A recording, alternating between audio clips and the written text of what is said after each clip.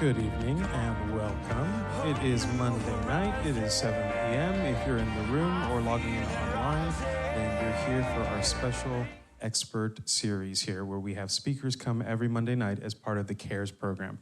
If it's your first time here, the CARES program is Caregivers and Relatives Empowered for Support. And what type of support? It's in support of family members, those who are supporting those with substance misuse and recovery.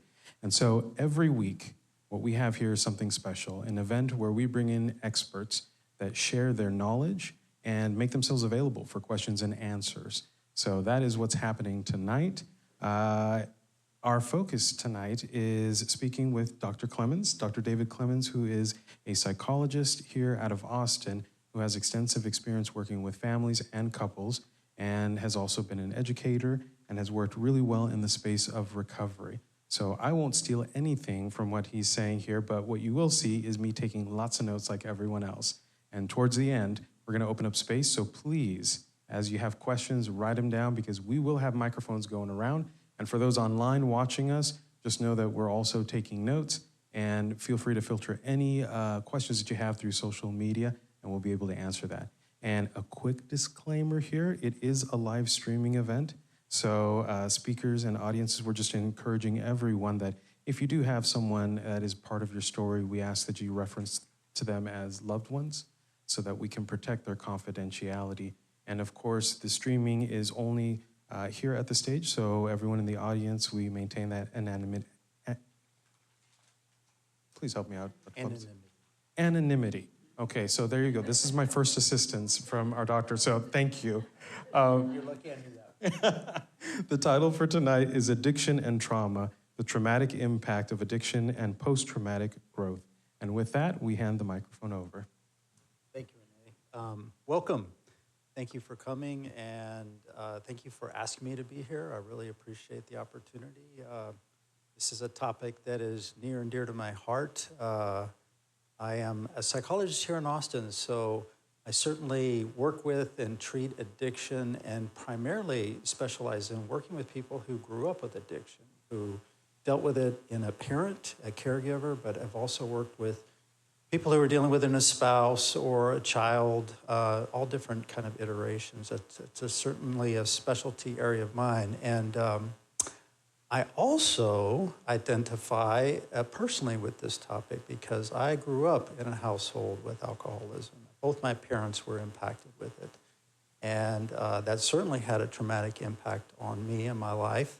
And I would also later, develop the disease myself. And I'm happy to say I've got 37, almost 38 years of recovery from addiction. Thank you.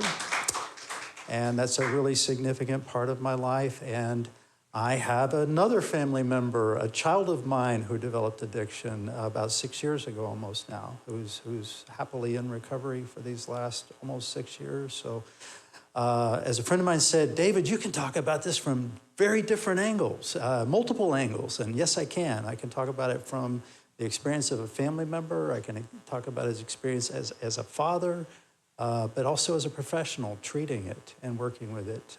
So everything that I talk about tonight that I will speak to about this applies to me as well. I identify with having PTSD and being in recovery from that as well, and the particulars of that from having addiction in my family. So to start, I want to begin by acknowledging the courage that it takes to face dealing with addiction in a family member or loved one.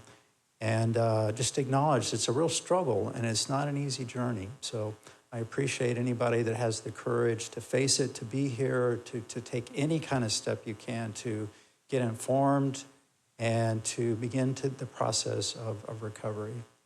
It seems essential to me that we all recognize that the impact of addiction goes beyond the individual struggling with it, right? It affects the entire family, causing trauma, stress, and emotional pain. I think we all know that. And before I go much further, one of the things I want to say is one of the models I have or the rule sets I have in my head as a psychologist is one of the things I consider is that if I'm doing my job well, I'm talking to people about things that deep down inside they already know.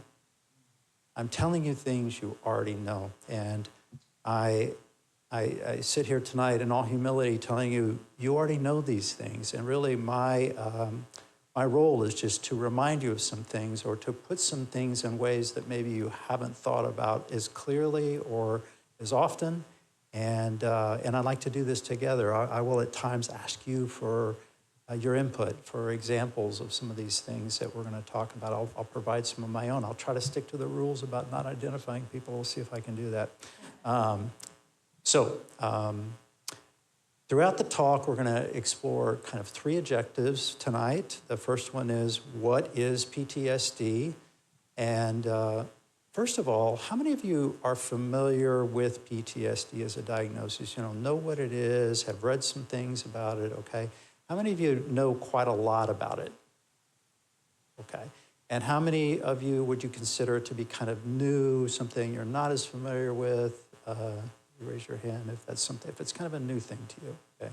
Nobody's really raising their hand on that. All right, that'll help me kind of move through this section, but that's where I want to start, and then I will talk about the particulars of the impact of addiction on families and how that really qualifies as trauma and look at it through the lens of trauma. And this is where I'll really ask for some examples of the ways that it has impacted you. If you're willing to share some of those things, I'd be really appreciate it. It kind of enrich the discussion. And then thirdly, I'd like to talk about post-traumatic growth, a concept that I think gives us a real hope and look into how do we change? What are the ways in which people do indeed overcome significant trauma and come through the other side, right? And so that's kind of a model that's kind of interesting and exciting to me to talk about. So I think we've got some slides there. Are we on the current slide? Cool. I'm going to try to keep up here. So understanding PTSD, we're going to start there. And while I present this, by the way, if this is somewhat new to you, or even if it isn't, I'd like for you to, if you've got your phone, you feel comfortable, you can jot it down. Identify the things in the symptoms of PTSD in particular that you know from your own personal life. This I experienced. Yes, this. So kind of be doing that, kind of a self-assessment, self-identification as we go through this. Basic definition, right? It's a condition that develops after a traumatic event, and it's caused by the traumatic events and the chronic stress of that, right? It can be either or both. The classic symptoms are kind of grouped into these four areas: reliving, avoidance, negative changes in thought and mood, and alterations in reactivity. Reliving is experienced by like the involuntary recall of distressing memories, having things come to mind, not when you're wanting them to, but just reflections of events that have occurred, that have happened in your life that are distressing. It can be distressing dreams. These can be classic nightmares or just troubling and recurring dreams, right?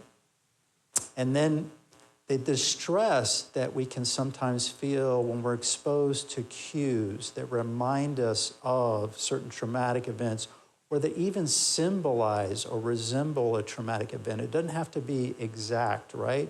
And this kind of stress can be psychological and or physiological, right? We can have either symptoms. Some people have particularly physiological, symptoms. They rapid heart rate and sweating and different things. Other people, it's all emotional or psychological, right? And the classic kind of stereotype of the let's say Vietnam vet who hears the helicopter sound and hits the deck in the grocery store parking lot, right? These are the kind of cues, right? But they can be more subtle than that. They can be just things that remind. There was a great example. I heard a story once about a veteran of Afghanistan who fought in Fallujah, and so did a lot of the urban warfare and fighting. And he couldn't tolerate going to the grocery store because when people stood in line behind him, that created way too much anxiety, because in the field of battle that he was in, to have somebody lined up behind him, from what I understand, that was death. You didn't want anyone behind you. And that was an example. It was enough of a cue, enough of a reminder that it brought forward those kind of distressing experiences. The other group is really pretty straightforward, avoidance. Avoidance of triggers or situations that remind us of traumatic events. In the case of the soldier that I just mentioned, he would go to the grocery store at 4 in the morning so as to avoid being there when there was anyone else in line behind him, right? This is a little more involved part, the negative changes in thoughts and mood. These can involve things like dissociative amnesia, which just means not remembering full events or not remembering events at all, or just having partial memory of certain significant events. Negative beliefs about self, others, or the world, right?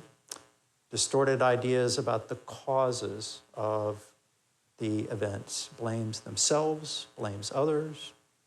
Persistent negative emotional states, living in fear, anger, guilt, shame.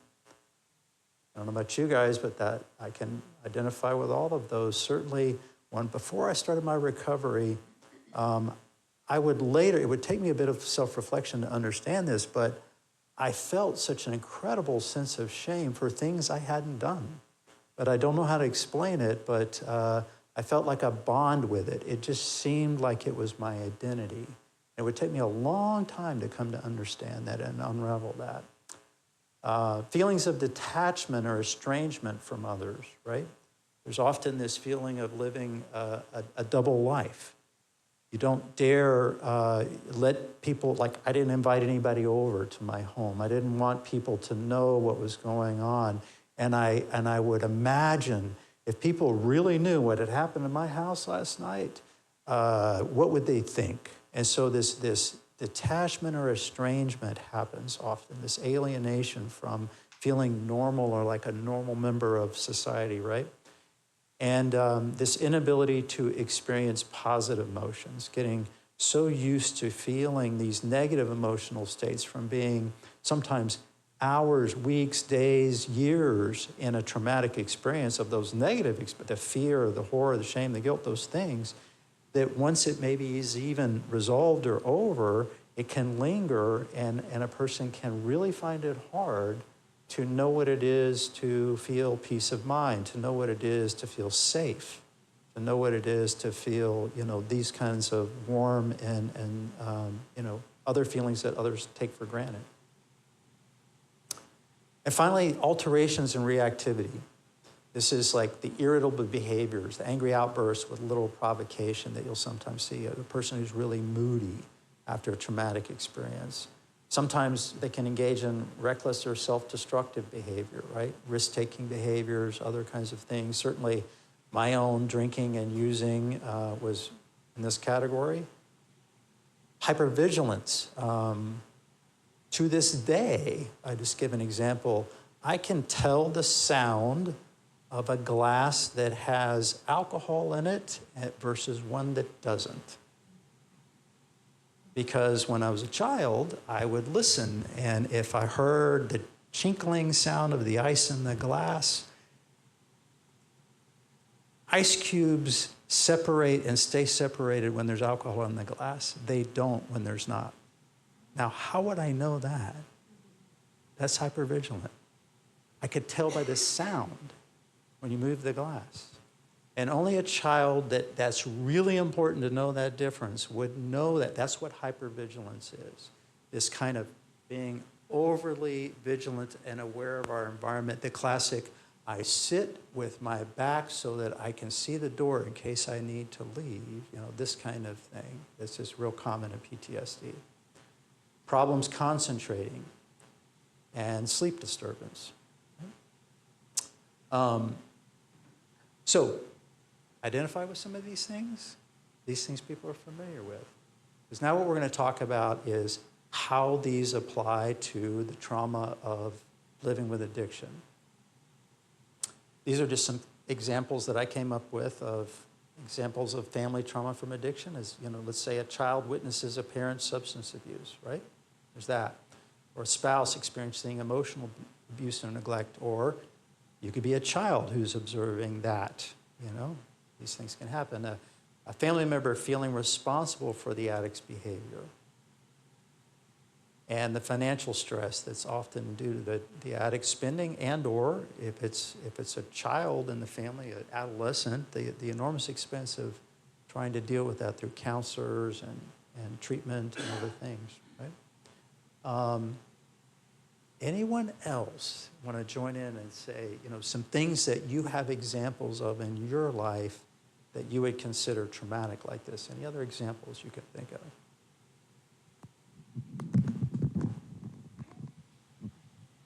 I actually have a question. Yeah. Do you believe in the methodology of sort of distinguishing or differentiating between little t trauma and big T trauma? Yeah. And how does that work with like the diagnosis? Okay. Thank you. What I believe you're referring to is what we call big T traumas. When I first read the definition of trauma, I didn't think I had it. One of the earliest therapists I had said, David, you know what you have? You have PTSD. And I remember thinking to myself, I was never at war. I didn't go to Vietnam. I've never almost been killed. I was never even really physically abused as a part of what I experienced. So I can't have trauma.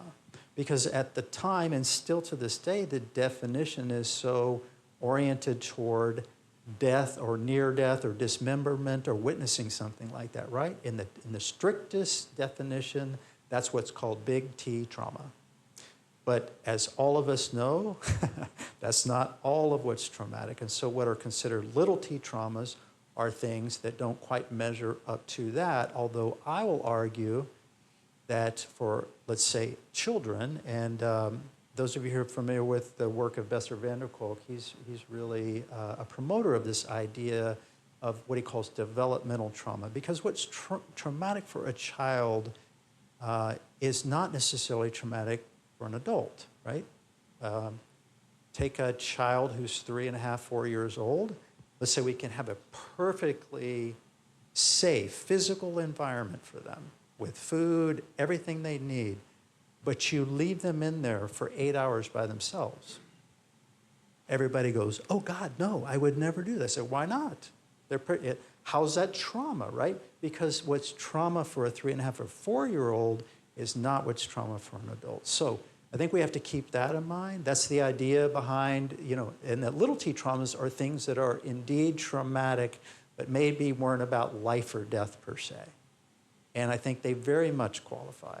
What we're talking about with an addict, although I will argue their life is at stake and our fear for that for them is certainly a factor. And we know addiction kills. There's probably people in here who have had that experience. People die from this disease.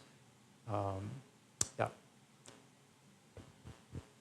Any examples of these, or I'll switch to we can go to the next slide.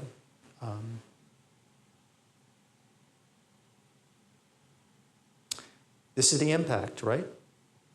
The emotional instability and unpredictability of the addict and the environment that's created. The fear of violence or aggression, or perhaps the loss of life of the addict because they engage in such risky behaviors, drinking and driving and other risky behaviors, right? The financial distress and uncertainty.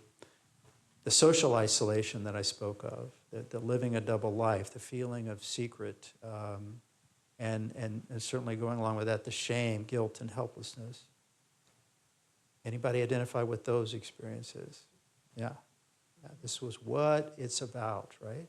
And this, to me, is why the model of trauma works for thinking about these kinds of things, even though it doesn't fit the strictest definition of what trauma is. I will argue that it absolutely is traumatic. And anybody who's been through it knows this. They feel it in their body. They've been through it. It's a particularly strange and unusual experience that's very hard to describe to somebody else if they haven't been through it.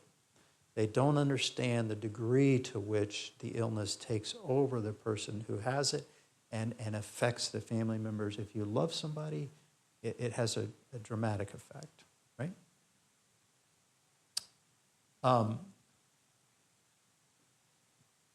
So through acceptance and healing, it's essential to recognize that these experiences can have a profound effect on our mental health and emotional well-being and that of our family.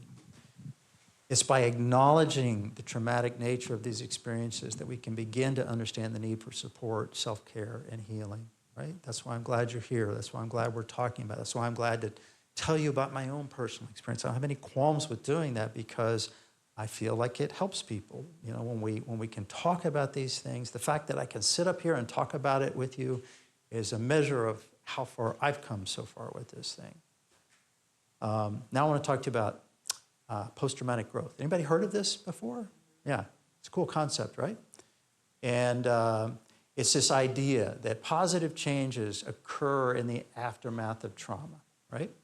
And we're talking about, though, more than just ordinary resilience, which is more just this adapting well to adversity, the normal kinds of things, the difficulties. It may be really difficult, it may be really challenging, but post-traumatic growth occurs when resiliency fails, okay? If resiliency is the ability to bounce back, then growth is what happens. This post-traumatic growth is what happens when it fails. And that's, when it fails, is so over here on the right-hand side, it's the impact events is well beyond our capacity to cope. And a person is literally shook to the core. And the basic core beliefs about who I am, what it means to be in the world, what a family is, what my future is, all of those things are sometimes taken away, crushed, dashed. I mean, it's a disruption in those basic beliefs and understandings, the things that make us understand who we are in the world. They get disrupted. And that kind of thing is something that no one wants to go through, but it is the very thing that we believe then can eventually lead a person to a sense of personal growth, which is the good news, right? The examples of what it looks like, right, are increased self-awareness and self-compassion, improved relationships and communication skills, greater appreciation for life and a sense of purpose, increased resilience and coping skills, and a greater sense of meaning and spirituality. And I'll go on to say, it isn't automatic, and it certainly doesn't happen overnight. It happens over, in my own case, decades is what it's taken. And it takes courage, it takes persistence, and it takes a lot of commitment in the face of enormous pain. But if you are willing and open, and the potential for relief, then the potential for relief, change, and life-affirming growth is, I believe, within each one of us, within you. And now, as kind of a cap on this, I have a poem that I just love. And I don't know, I'm going to try to make the audio play because there's a poet that I like who reads this poem and kind of comments on it. And I want you to hear that. It's called Pushing Through. Are any of you familiar with this poem? It's by Rilke poem.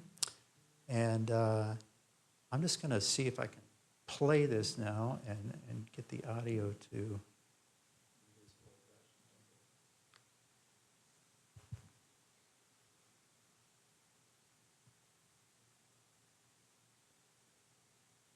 It is possible I am pushing through solid rock as the ore lies alone. I am such a long way in, I can see no way through and no space. Everything is close to my face, and everything close to my face is stone. I don't have much knowledge yet in grief, so this darkness makes me feel small. You be the master, make yourself fierce, break in, and then your great transforming will happen to me, and my great grief cry will happen to you. Poem of tremendous courage here. I mean, here, his immobility is so much that he goes right to the heart of the stone. He becomes the stone itself. And then he cries out to the universe, to God, whatever your language is, for the sacred otherness of life, to break in. And he says, and then your great transforming will happen to me and my great grief cry will happen to you. It's a poem of tremendous courage because he realizes that at that moment in your life, the only thing you have to give is your grief cry, is that sound. It's your only gift back to the universe. And perhaps the world, the universe, God is trying to hear what that particular suffering sounds like. We don't know. There's no other rationale for it. Why should human beings go through such tremendous suffering? Why should children who do nothing to anyone in Sarajevo right now be having their limbs blown off, by random mortar shells? Why should that happen? There's nothing you can say, except you can't cut yourself off from it. You can only, feel the terrible pain of that, and you open to it, and you open to whatever is there. And you be the master, make yourself fierce, break in, and then your great transforming will happen to me, and my great grief cry will happen to you. It's like this incredibly intimate lovemaking where the only thing Rilke has to give is his grief. And he gives it. He says, here, this is mine.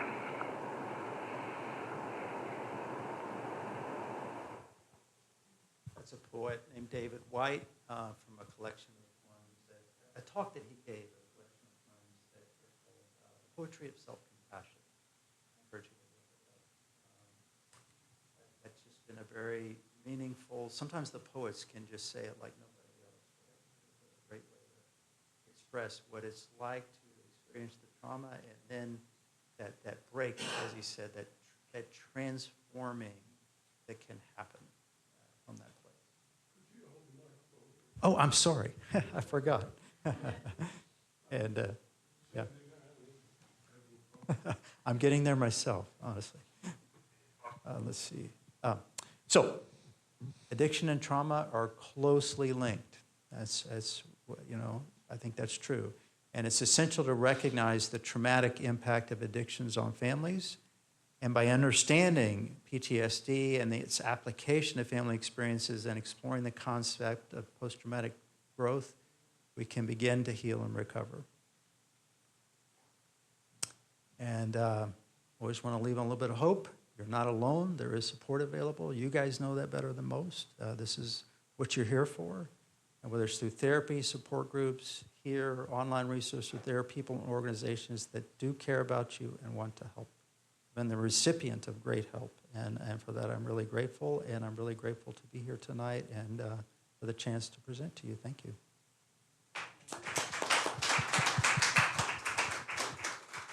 We're going to open up the time for questions and answers, and as a reminder, to have an expert here in the field it's a great opportunity for us to just ask those questions that we've been thinking about. And I'll open up with a couple of questions, but really encourage that the microphone's going to be floating around. So if you do have a question, raise your hand, and we'll make sure that microphone makes it. And for those online, feel free to submit. We're also tracking, and we'll be reading those questions as well. Thank you so much, Dr. Clemons, for the presentation. Sure. And not just the presentation itself, but also the vulnerability and sharing about how you connect on many different levels.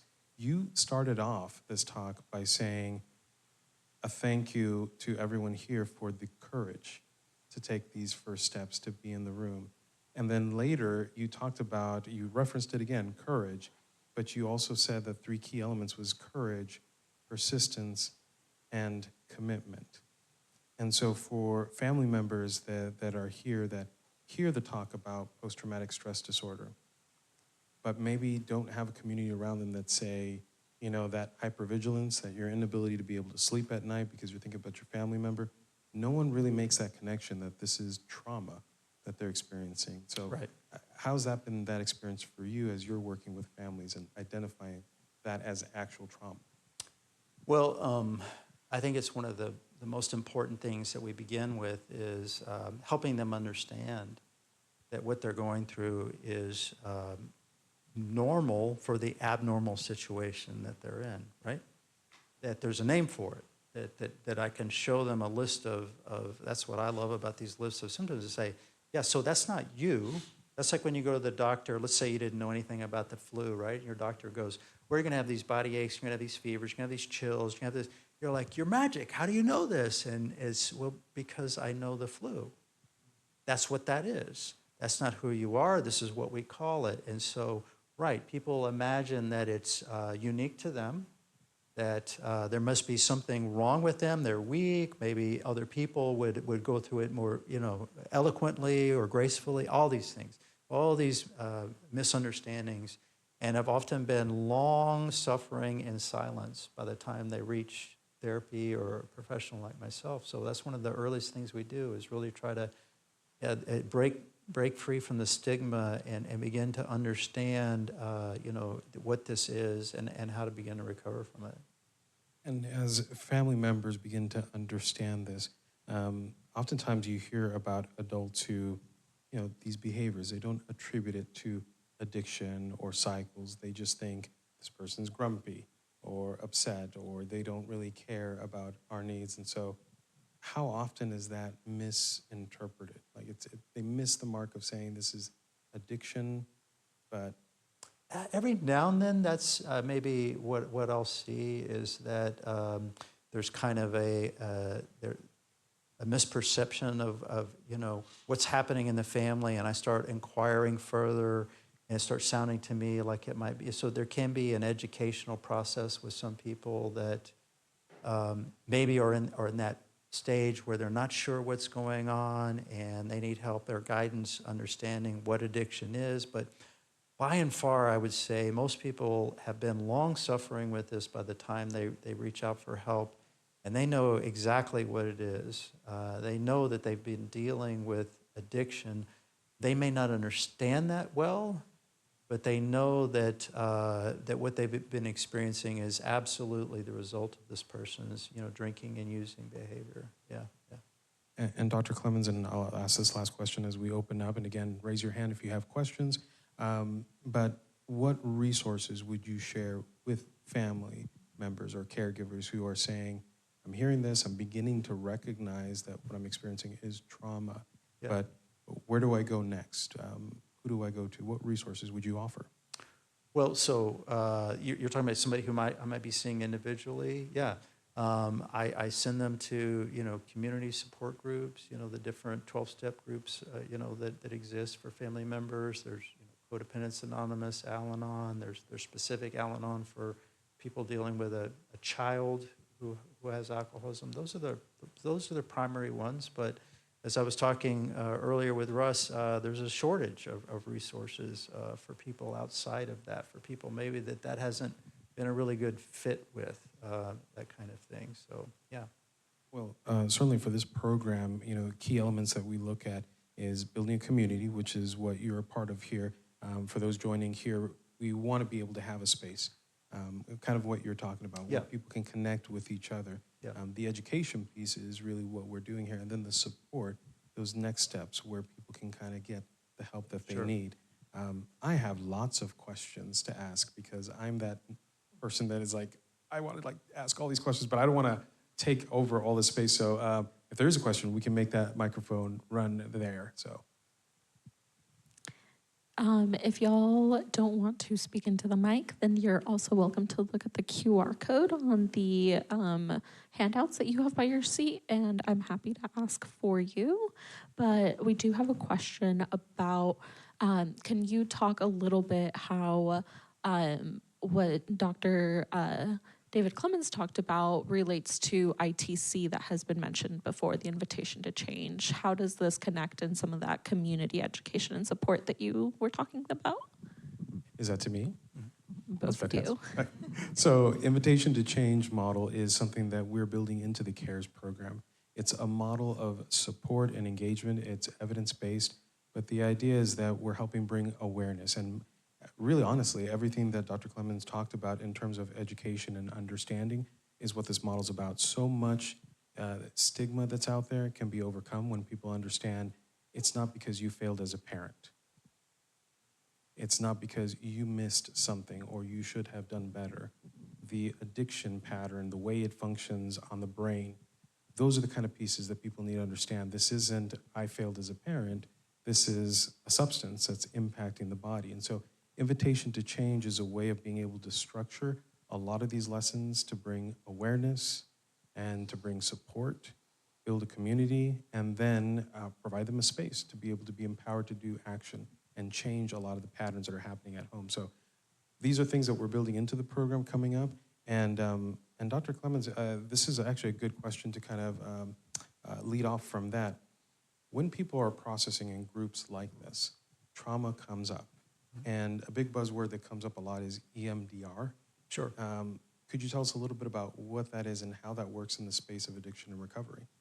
Sure. EMDR is a tool for treating trauma, for trauma resolution. It stands for eye movement desensitization and reprocessing. If some of you are familiar with that, it's a mouthful. Only psychologists would come up with such a thing. And but what it does is essentially it gives practitioners, psychologists, therapists a tool to help effectively and efficiently resolve traumatic experiences. Just thinking of non-identifying case examples, but let's say there was a person whose spouse collapsed at home one time and was in a, they were in a pool and, they had to resuscitate them, right? They went through all that, they did that, they called EMS, the kids were there, all of these things happened. And then they would later, come in, and this would be a thing that we might be talking about. And when they talked about it, you would just notice their affective state would start to change. They would start to get choked up. They would get emotional. They get tearful. And so we would use that EMDR model to process that particular memory of that particular experience. It's a detailed way of doing that allows people to go into the experience in a safe way and reprocess it in a way that then there is this kind of shift in perspective and, thinking of, let's say, an example, not in recovery, but of somebody that's experienced a sexual assault, the common belief of a person who's gone through that, no matter how much they may know differently intellectually, they will say, I feel like it was my fault. And so one of the things like an EMDR experience what will happen during that experience is they will suddenly say, as part of the session, this had nothing to do with me. They'll arrive at that conclusion at the end of the processing. So that's the kind of shifts in perspective. So in the case of recovery, it's this sense of really understanding, not just knowing intellectually, I didn't cause that person's addiction. It had nothing to do with me. It's like the real getting in the body of, oh, that really didn't have anything to do with me, the felt sense of it. And so it can have real value in treating traumas of different kinds. Yeah.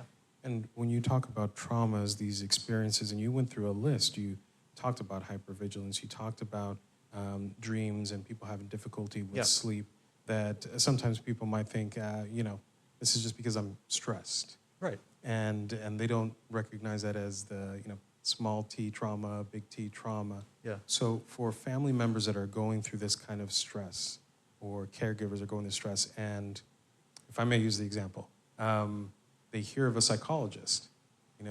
Sometimes you have families that feel this fear of talking to a professional or reaching out. Oh, sure.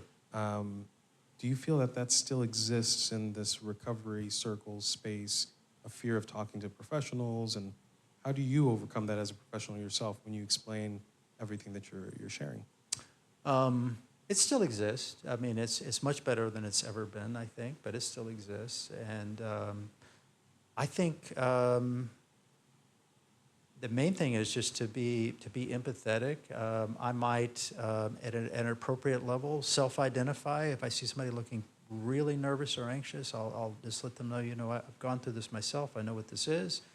And other ways to make people, feel like, they're not going to be the object of study. They're not this, person that I just try to break it down, try to be authentic and real with people. That's like build that connection so that they feel safe, because that's really the key, is that they feel safe, they feel understood, and they feel like, you can help them. I think those are the key things to bridging that, initial maybe fear about reaching out or talking to someone. And one follow-up question to that, Dr. Clemons, what would you say to maybe the child who is witnessing this and is happening with their parent and trying to build that safety, but there's this complexity about this as my parent, and here we are again in this, the roles get really tricky and sometimes that's complicated. So how do you advise someone that might be in the crowd saying, I need to go home and talk to my parent, and when those symptoms come up, how do I stay, focused in the moment where I feel like I'm being dragged into my trauma as well? So let me see if I'm understanding. You're talking about somebody who might be a minor child? Let's say an adult. Okay. Yeah. Yeah. Who is working with a parent who is needing recovery services. I see. And they are now engaged in this moment of, I'm feeling traumatized right now. I want to shut down. All the symptoms that were there. Yeah. How do they manage that moment with their parent when they may have relapsed in? Right. Well, it's difficult, right? I mean, we've got to learn different kinds of self-care, and sometimes, quite frankly, it's to learn how to leave those moments, how to take care of oneself. If another person's been drinking and you're getting triggered by that, sometimes the best thing to do is just to allow yourself permission to not have to sit and deal with that, honestly. And, to learn how to take care of yourself, because a lot of times what people will do is they'll stick around and they'll stay with this person, and then they'll feel like they have to stay with them and ride through this entire experience with them. And so learning basic sense of boundaries that, no, you don't. You can talk to them the next day, and you can call some people for support. You can reach out to some others. You can, so really learning how to take care of the self first, because that's one of the most difficult, challenging things to do when you have a family member, and to break those cycles of, a lot of times you can do that by asking them questions like, well, what typically would you do, and what have you done? And then the question, how's that gone? How's that working? Not very well. They haven't changed. Nothing's happened. So it helps them to realize, it pulls at my heartstrings, and that makes me want to stick around, maybe stay engaged, and do things that I really, I feel like I owe it to them or I need to do.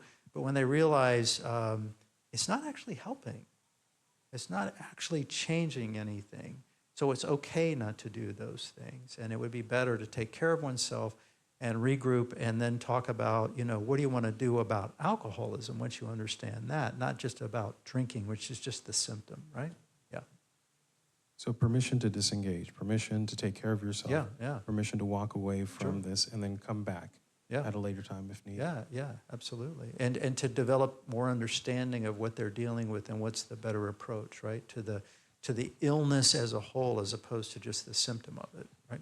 Yeah. We got a microphone running around. We got another question. Yeah, so Dr. Clemons, hearing your own story, I guess, with your parents and yourself and now your son, and I think a lot of people wonder about, this transference of, maybe it's the trauma, maybe it's alcoholism or addiction throughout families. And I guess for people that, are either have had experience themselves or are worried about a family member, a child, a spouse, or a parent, is there anything you would give people to take away that would just be, how do you use what your knowledge, and how do you talk to the family and try to slow this thing down? Because it seems like the spread is just crazy among families. Yeah, it is. And we don't exactly understand what all the factors are to that, right? We know that there's a heavy genetic component to it, and there's certainly environmental aspects to it. But I'll just use my own family as an example. I think you slow it down by entering into various forms of recovery, getting well yourself, right? The way I look at the progression, when I see the level of the disease and the generation that were my parents versus me, I got it at 24 with relatively little damage done, relative to what they went through. They both literally almost died. I did not. I didn't come close to that. In fact, When I give talks on the disease, one of the things I've began to teach in recent years is this idea of understanding addiction like you would cancer in terms of stages. And I think there's, stage 4 or 5 cancer looks vastly different than stage 1. But stage 1 is still cancer. I feel fine, doc. I say, yeah, but you got cancer, right? And if you have it, you want to know it. And so I consider myself fortunate in that, in a way, my own recovery, because I started my recovery first, dealing with the family dynamics and aspects of it, that led to my identification of my own addictive pattern, which I had then been free from for 6 months by the time I identified with that. So there's the kind of progress, right? I could stop at 24 before my entire life became consumed by it. And I'd be able to stick with it. And my own son, right, he went through about a year of addiction before, we intervened before it got better. Now, I went through all these things that we're just talking about, the guilt, the shame. There's a thing that they teach in Al-Anon that some of you may have heard. They say, I didn't cause it, can't cure it, and I can't control it, right? But I had one that I had held in reserve, and that was I thought I could prevent it. All I had done, all my recovery, I thought I could prevent it. I found out I didn't. I couldn't. And once I got over that, I became grateful for the fact that his mom and I and his sister were able to respond the way we did to it early on when it showed up. Early on, we caught it, and we intervened, and he got treatment, and he's been well now for, he's coming up on 6 years. So that's the kind of progress, I think. That's how it stopped spreading. It's, like that, perhaps. That's my model, is that we get well ourselves, and we pass that down as much as we pass down the genetics or the disease for it, whatever we... One time a person told me that there's a Native American spiritual belief. He told me this. I've never affirmed this myself, but he said, whatever you heal in this lifetime, he says, goes 7 generations forward and 7 generations back. That's what he told me. I kind of like that idea. So I think we put the focus on our own wellness. We do that for our own reasons, but then I think we can also think that we are... And my son will tell you, he'll say, yeah, it way helped me, the fact that how y'all were and how you were growing up and all of that had a real impact on his ability to get recovery and stay in recovery. Because we were, quote, speaking the language since he was a kid. Yeah. What you share here is a message of hope. And that is, I think, a big reason of why people show up tonight. Of what can we do? There's so much out there. There's so much of our own lives that we can share that is really difficult. But the idea of what's next and the hope that you can instill. What advice would you give to communities like this, schools, churches, groups, that may have people that say, we don't have experience with addiction, but we're seeing it pop up in our communities? What can we do as a larger group to help those? Well, I think what y'all are doing, which is education, is essential. What this disease doesn't like is people getting together and talking about it. You know what I mean? I've seen that kind of organic intervention happen in family systems more times than not. The spouse will come in first, and then we get some other members, and then you encourage them to start talking about it. They develop a language to talk about it that isn't pejorative, but they're no longer keeping it a secret. They're no longer hiding. They're coming out of the shadows, so to speak. And then all of a sudden, the alcoholic shows up and is ready, because as we begin to talk about these things, as we begin to shine the light at them, as we begin to identify, as we lose our shame, right? Then what happens is there's this message of hope starts to come through. This community becomes possible. We can share with each other like few other people. Few other people understand what it's like, but those of us who do, when you sit in a room together with other people, there's something special that happens because you get it, and you can talk about it, and you don't have to explain it. These people understand it. And So I would say, yeah, forms of community involvement, forms of education, breaking the stigma by, people, just the statistics alone. We know that it's in our congregations. We know that it's in our agencies. We know that it's in our places of work, that it happens. And so I think we're evolving. I think we're changing. And the more that happens, I think the more we begin to break the cycles, because the disease loves secrecy and shame. It thrives on that. And unfortunately, that's one of the impulsive reaction to it when it's occurring, right? I certainly went there and stayed there for years when I was a child, and I had no idea, and breaking that cycle through these ways is, I think, really important. We have one more question here in the crowd. Hello, doctor. So how do we start those conversations as a family unit of healing when not necessarily everybody believes in therapy, let's say? Yeah. So the family members, you break the ice somehow. You begin to start broaching the topic with maybe the safest person, the person you feel close with. They say, hey, I have this thing on my mind. I want to talk about it. Can we talk about Dad's drinking, or can we talk about, this thing that happened? It's hard to do, but break the ice with somebody and see how it goes, and see if there isn't kind of reciprocity there, that they begin to feel relieved about talking about it, and certainly educating yourself about what is addiction, what does it mean, and how can we recover, right? And let it spread in the family to people who you think would benefit, right? To start to talk to each other about it and what we've been through, and maybe bring home some literature or some books, or invite them to things like this. Whatever kind of works to get people to start their own version of whatever recovery is from it, to begin to understand it and to begin to take actions that get out from underneath the rock, Yeah. Dr. Clemons, we have another question here. We can possibly close with these. It's a two-part.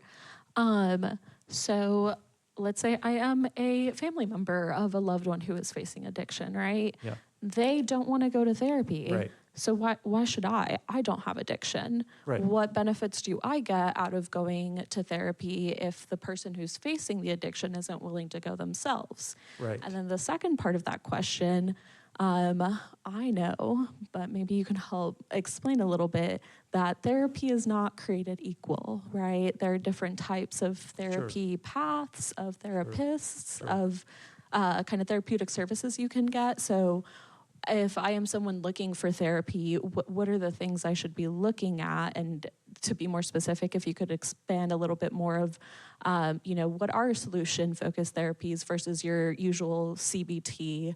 What does somatic therapy do for people who have, addiction or those supporting them? And what does this look like with EMDR that you even mentioned earlier? So Okay. those two-part questions. So remind me the first part again is, why should I be in therapy? Yes. I don't have the problem, kind of thing. And, I would just empathize, say, I can completely understand with that. Yes, you are not causing most of this, but it impacts you, does it not? Right? And the way therapy can help is it can really begin to help to understand what's going on, to also be able to, as I mentioned earlier, find some new ways to develop some boundaries and ways to take care of oneself, to get the support needed to understand addiction, and also understand the need for their own well-being, and that's what therapy can be about. Not that you've done anything wrong, or there's anything wrong with you, or that there's something you've failed to do, and that's why you're in therapy, but to cast it in a positive light, that this is a good thing that you can benefit from, right? Yeah. And your second question is about the types of therapies, right? And what should people be looking for when they're looking for a therapy? The reason why there's a bunch of different types is because they all work. They do. I mean, what we do when we do these meta-analyses about therapy is that they work, and none of them seem to work any particularly better than another. I will say that Certainly for trauma, some of these, what we call experiential methods, which EMDR is one of. Experiential means that you're not just talking about things, but that you're also moving into deep emotional experiences in the therapy room that can access the aspects of healing and recovery that don't have anything to do with words, if that makes sense. There's aspects of it that just purely, in other words, we all come by trauma through direct experiences we have, right? And so one of the primary ways we're going to recover from it is through the direct experiences we have. And one of those experiences is EMDR. There's other experiential therapies. So for trauma, I would say look for that if they're identifying with that particular thing. It's really important that they seek professionals who have a background and are well versed in addiction, and not everybody is. So that would be something that I would want to ask. What are your qualifications? What are your experiences in working with addiction per se, and working with family members who've had it? Really just ask that.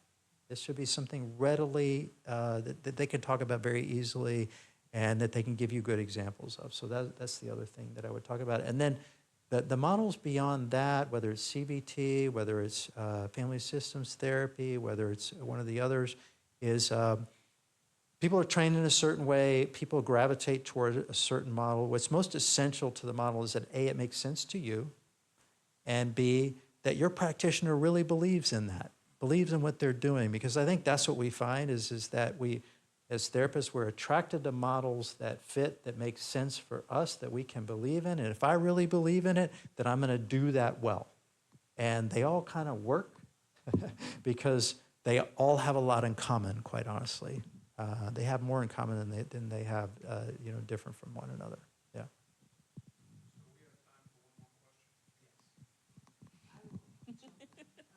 We actually have 2 more questions, so yeah, we have time. Thank you. Thank you very much for your presentation tonight.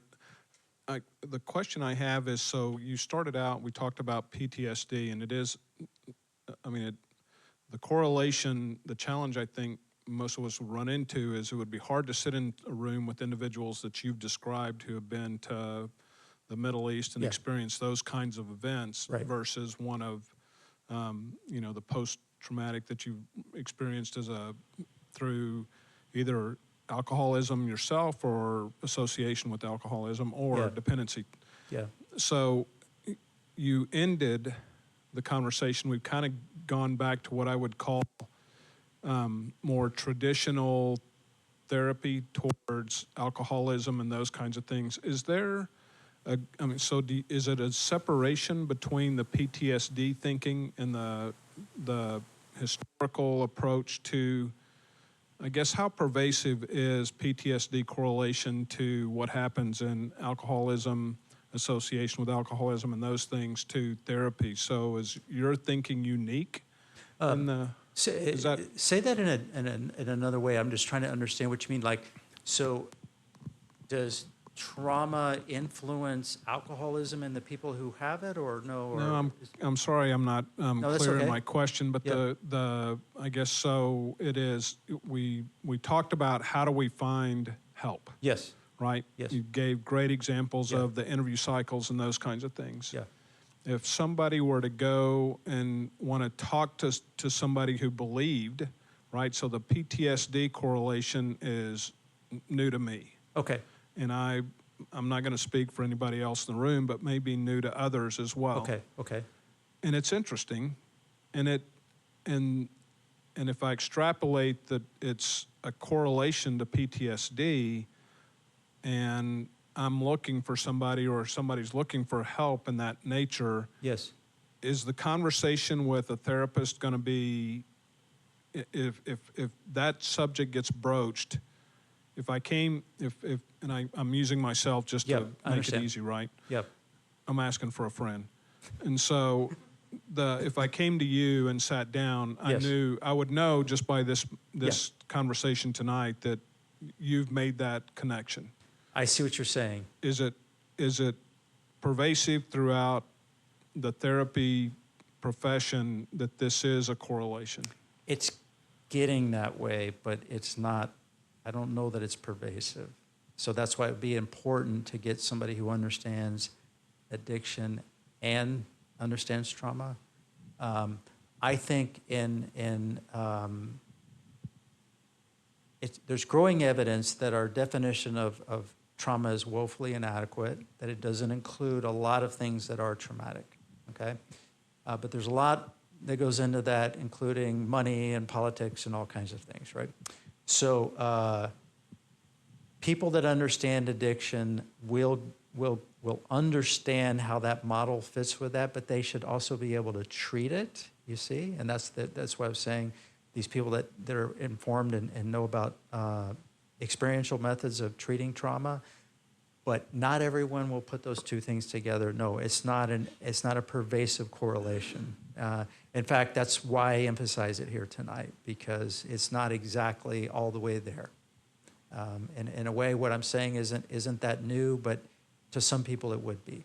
Sure. Yeah. Thank you again. Yeah, of course. Thank you. And we have another question up front. Sorry.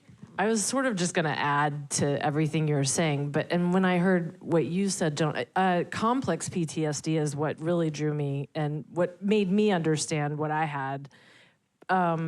PTSD definitely, but I couldn't understand it because my dad was in Vietnam and I didn't have that, what I thought. Yeah. And then I realized, oh yeah, I do. It was just shoved down, and then I got sober and it started to bubble up. But complex PTSD really spoke to me because that's just little T traumas over and over and over and over and over again. Yeah. Severe neglect, whatever. Yeah. So what she's mentioning in terms of what we call complex PTSD is when I mentioned the childhood example, what's traumatic for a child isn't necessarily the same thing as the way we'd measure it with an adult.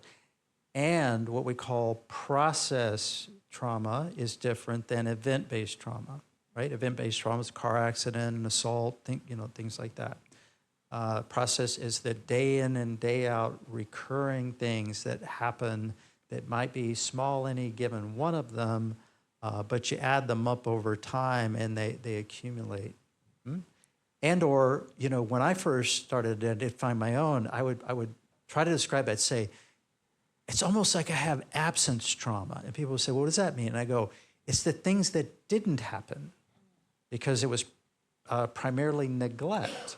Neglect is really hard to wrap your mind around, but it is if you look that up in terms of abuse, you'll see neglect is one of the defining abuses, one of the characters, one of the, part of the definition of abuse is neglect. And especially when you don't know what you don't know. How would you know? Right. You don't know. All you know is what's happening, and it's really hard to put your finger on something that didn't happen, as opposed to when events are happening that are clearly out of line. It's when, mom or dad doesn't come home for hours, and you get used to that because this happens on occasion. You're all alone, and you're trying, that kind of thing, right? But that accumulates, and it has an impact on the child because the child starts to wonder, what's that about? Is it about me? Why aren't they coming home? Are they going to come home? Are they going to come home tonight? What do I do if they don't? All of these things that a child goes through. Yeah. I could talk to you all night. Okay, thank you.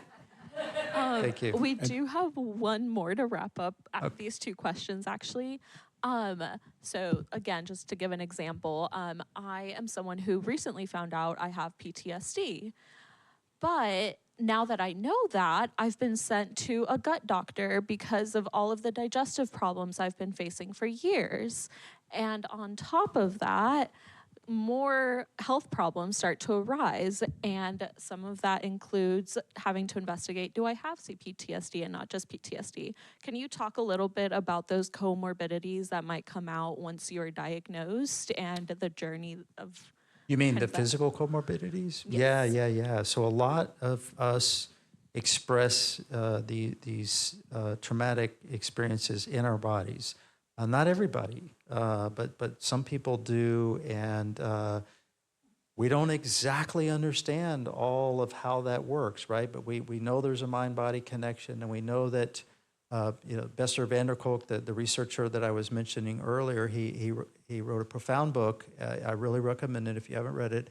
and it's titled "The Body Keeps the Score," and that title tells you, right, is that the body is, we understand, is holding a lot of, certainly that can just be holding a lot of the emotion, but some people, then that has manifestations in terms of physical, and especially the gut kind, the kind that you're describing and all of that. So yeah, there's a high correlation there. The cool thing is that as you begin to start to identify with how that makes sense in you, the emotions that are associated with different, physical manifestations, and you start to get more of a clarity, more of a consciousness around what those emotions are, and then there's the chance to start dealing with them more indirectly, and they don't have to come out on the body, and that's the big hope there, right?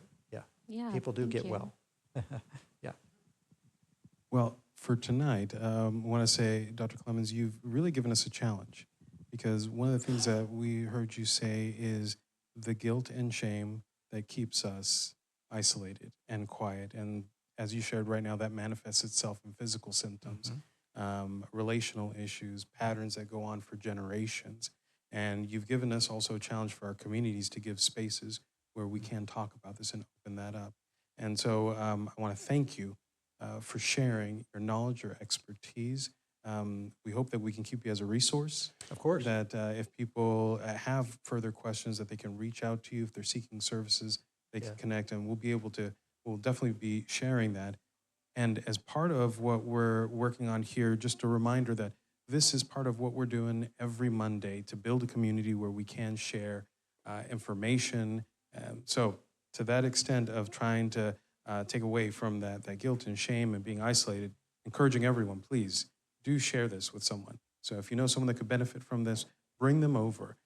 We've got cards that are going to be moving around here with QR codes, information that you can share with other people. Because what we want to do is we want to make sure that if you had a benefit, or if you felt like something spoke to you tonight, that it could speak to someone you know, and it might help change the direction of their life as well. And online, feel free to share. The video will be posted fairly soon, and we're also going to be posting on social media. So please, as much as possible, spread the word. Our program is here. It's continuing. It's growing, and we want to have a continued presence and impact on the community. So with that, Dr. Clemons, thank you again for joining us. And as we say here, if it's your first time here, welcome home. See you next week. Thank you.